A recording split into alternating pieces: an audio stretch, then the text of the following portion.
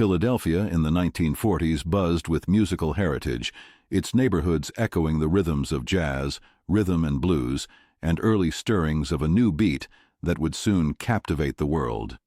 Into this vibrant cityscape on May 9, 1941, Daniel Earl Rapp was born, the youngest of 7 children. From a young age, Danny exhibited a magnetic stage presence and a keen ear for melody.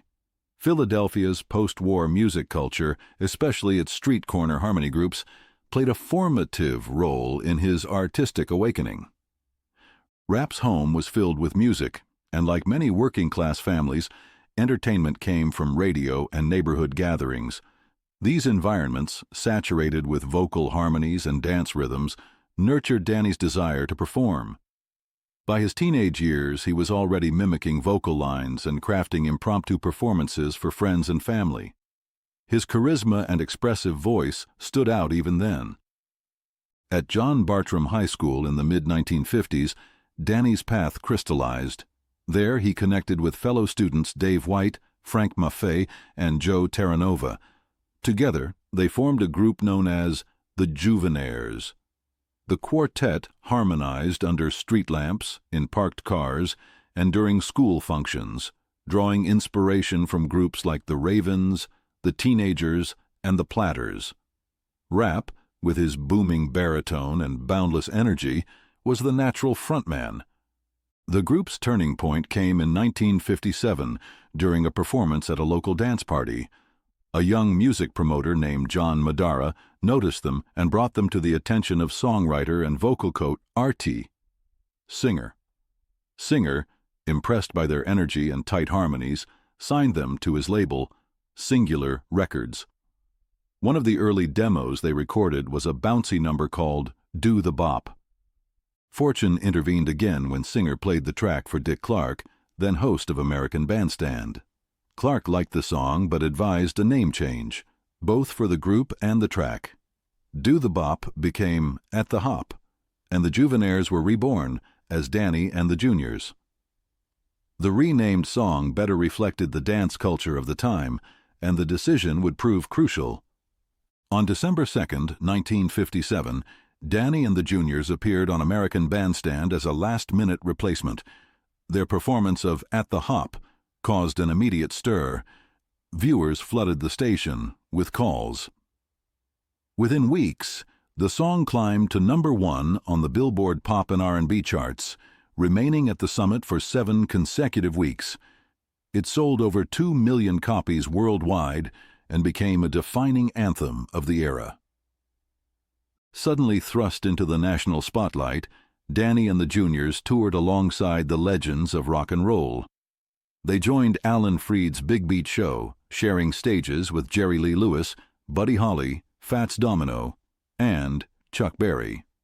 Rapp, with slicked back hair and a wide grin, captivated audiences. He led the group through choreographed routines, balancing vocal precision with kinetic stagecraft. The follow-up single, Rock and Roll Is Here to Stay, written by Dave White, was a direct retort to conservative backlash against the new genre. When some radio stations smashed rock records in protest, Danny and the Juniors answered with a defiant anthem.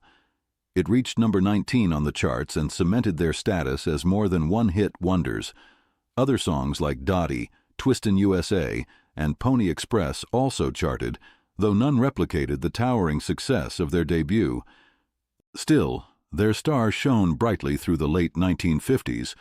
They appeared in films, graced magazine covers, and enjoyed regular airtime.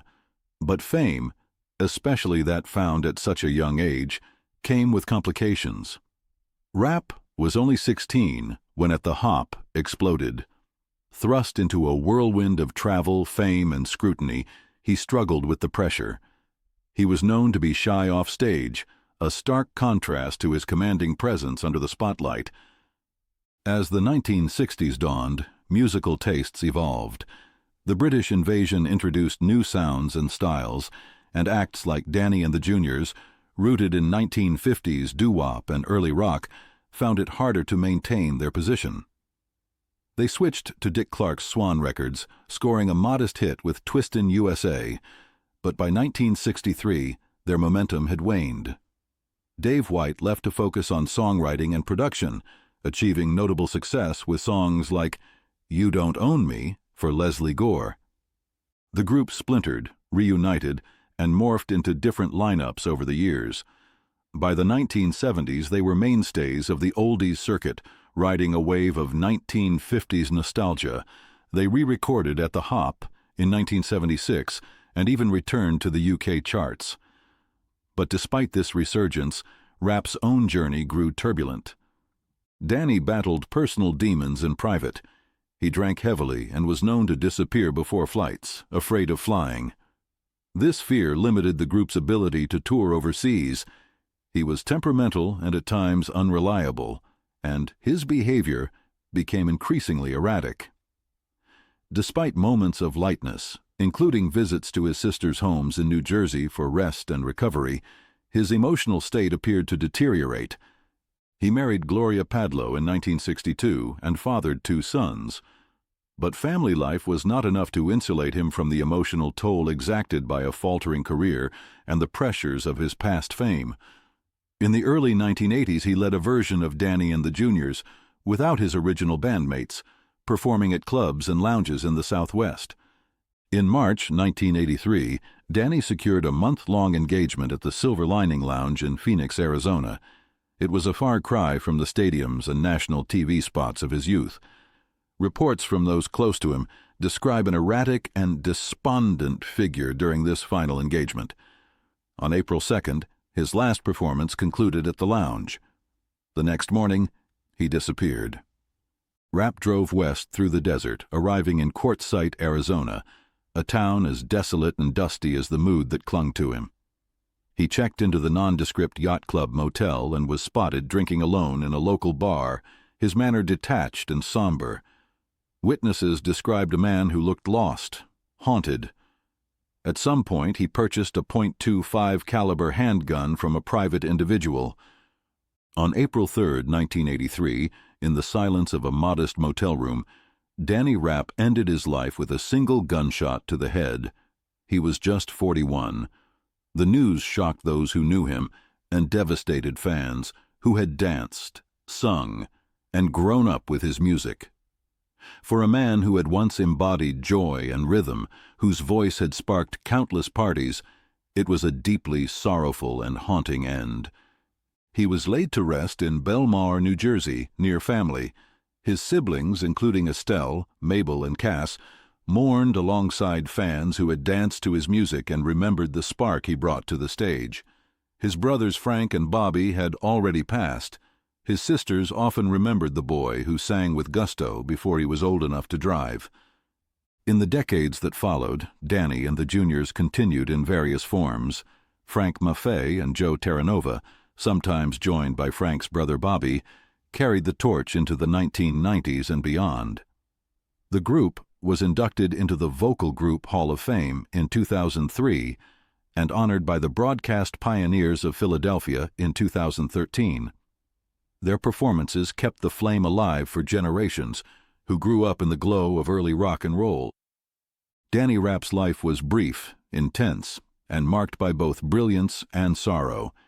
He captured, in a single vocal performance, the electric heartbeat of a generation ready to dance. At the Hop remains one of the most enduring dance anthems of the 1950s, a reminder of the joy and innocence of youth. Yet behind that vibrant track was a young man with dreams, burdens, and a voice that once shook America awake to a new sound. Danny's story is as much about the music as it is about the cost of catching lightning too soon. His legacy, however, keeps playing on jukeboxes, radio stations, and dance halls, wherever the spirit of rock and roll is still alive.